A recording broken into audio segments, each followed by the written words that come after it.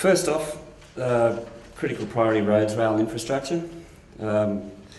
Flood-proofing anything in Queensland is about as likely as drought-proofing, and with predicted climate change, the situation will only get worse and probably more expensive. The 500 million duplication of the Bruce Highway from Duck Ponds through Yeppen to the 8 metre flood level has been mooted, and I support that.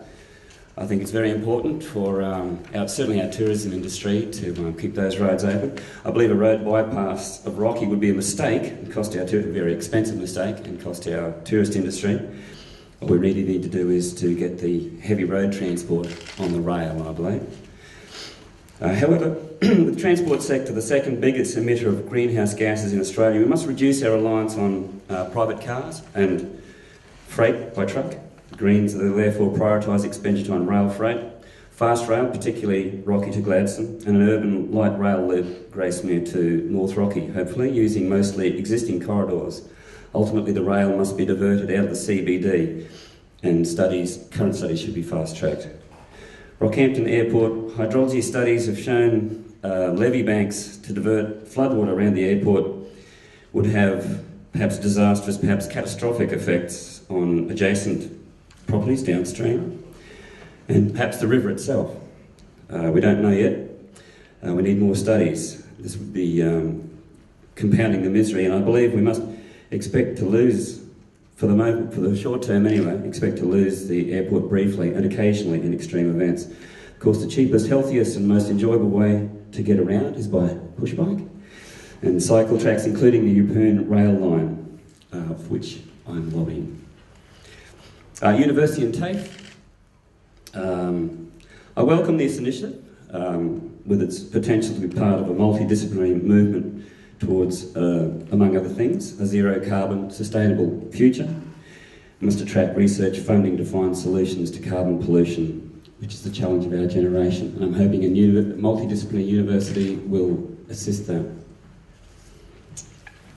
Rockhampton Riverfront Redevelopment, including convention sporting precincts. Fitzroy Riverfront, including Moores Creek, Splitters Creek, Frenchman's Creek, is a living estuarine system and major eco-corridor. This is a dynamic system finely tuned and evolved to withstand and recover from natural events. It's also possibly part of the Great Barrier Reef World Heritage Authority. I'm not quite sure if it is in there. And beautiful in its own right. Infrastructure in the zone must be carefully planned with respect to its natural values and subtle enough to enhance, not detract from its natural values.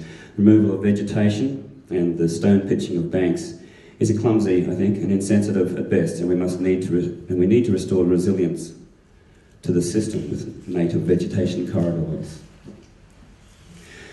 Great Keppel Island. Well, you probably know the Greens' attitude towards Great Keppel Island's development, the creation of an elite suburban golf course on public land on lot 21, and the marina at Putney is neither feasible nor desirable, I believe. Tower Holdings is in breach of its lease. The resort should be reopened on its present 32-hectare development-approved land. Forthwith, all the lease should be withdrawn. The marina would be an environmental disaster, dredge spoil, destroying the downstream reef at Middle Island and Passage Rocks. Ditto the clearing of native vegetation within the Great Barrier Reef for residential development with street lights and traffic, etc. I would urge, thank you. I would urge Capricorn Enterprise to encourage the ventures already operating on the island. Ecotourism is the fastest growing tourism sector in a rapidly diminishing world, and the Wabba Trust has huge potential to empower and enrich our struggling Indigenous peoples. We'd all love to see an appropriate community-owned playground on the Yeppoon foreshore, bearing in mind it is adjacent to an iconic and essential flying fox colony and subject to tidal surge, which is why the hospital was taken out in the first place. A sensitive and community-inclusive development here would be a burn. Industrial land, Fitzroy Delta Coal Terminals impacts on fisheries, habitat and tourism through destruction of Great Barrier Reef World Heritage Area should be ringing alarm bells, and I'd call on Cap Enterprise and my fellow politicians, my would-bes, to stridently oppose this abominable development.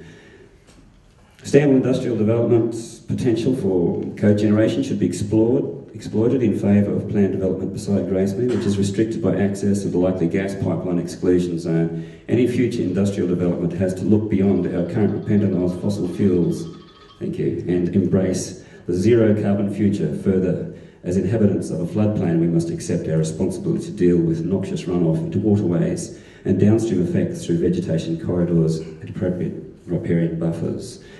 And I'll leave it at that. Thank you very much. Thank you very much, Paul.